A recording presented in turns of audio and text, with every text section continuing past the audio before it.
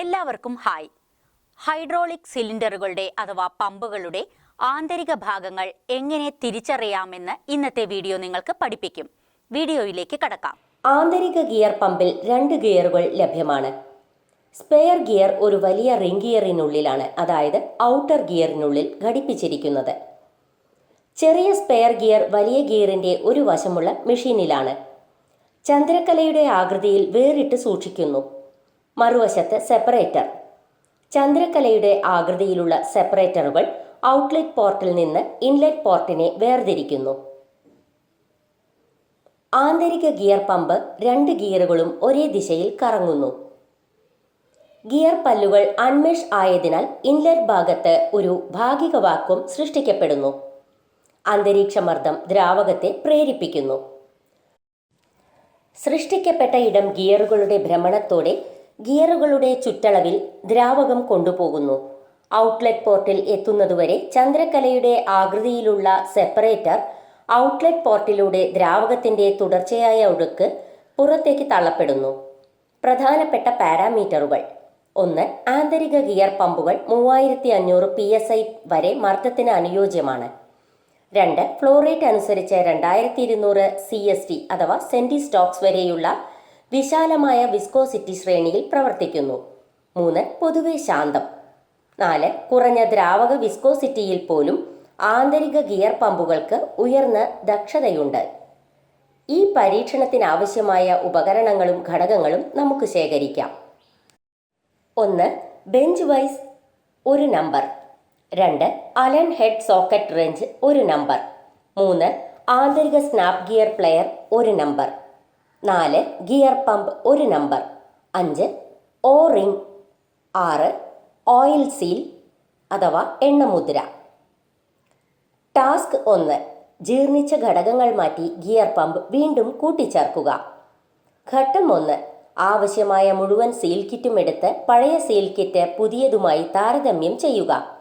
നിങ്ങളുടെ പക്കൽ ശരിയായ ഒന്ന് ഉണ്ടെന്ന് ഉറപ്പാക്കുക. ഉപയോഗിക്കുന്നതിന് മുമ്പ് എല്ലാ സീലുകളിലും ഗ്രീസ് പുരട്ടുക. ഘട്ടം 2. ശരീരം വൃത്തിയാക്കി തയ്യാറാക്കുക. ആന്തരികവും ഇണചേരൽ പ്രതലങ്ങളും പരിശോധിക്കുക.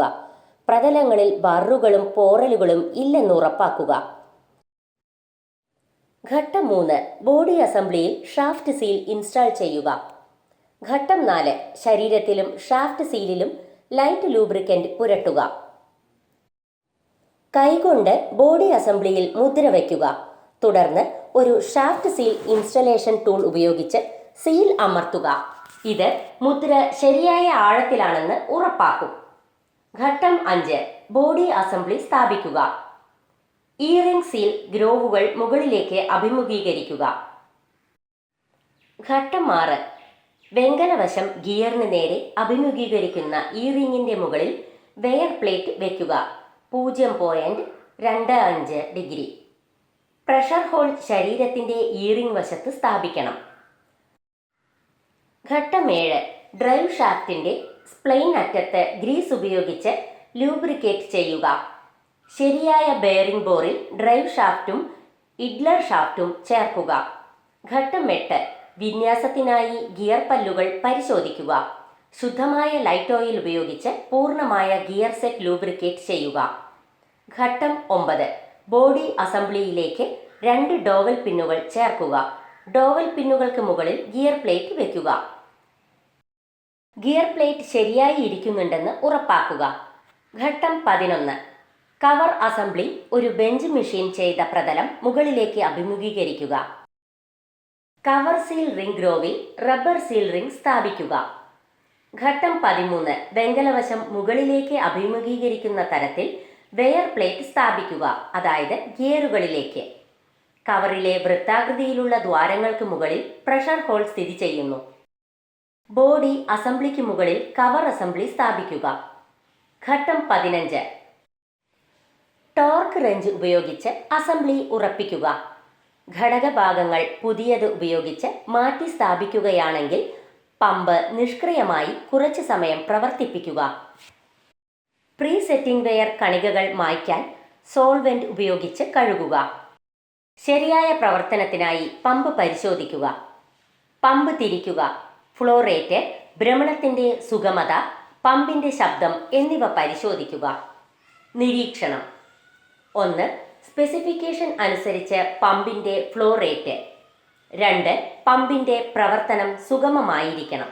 ഈ വീഡിയോ കണ്ടതിനു ശേഷം നിങ്ങൾക്ക് ഹൈഡ്രോളിക് ഹോസ്, പൈപ്പ് ഫിറ്റിങ്ങുകൾ എന്നിവ, ട്വിസ്റ്റ്, കിങ്കുകൾ, മിനിമം ബെൻഡ് റേഡിയസ് മുതലായവ പരിശോധിക്കാൻ കഴിയുമെന്നും ഞാൻ പ്രതീക്ഷിക്കുന്നു. വീഡിയോ കണ്ടതിന് നന്ദി. നല്ലൊരു ദിവസം നേരുന്നു.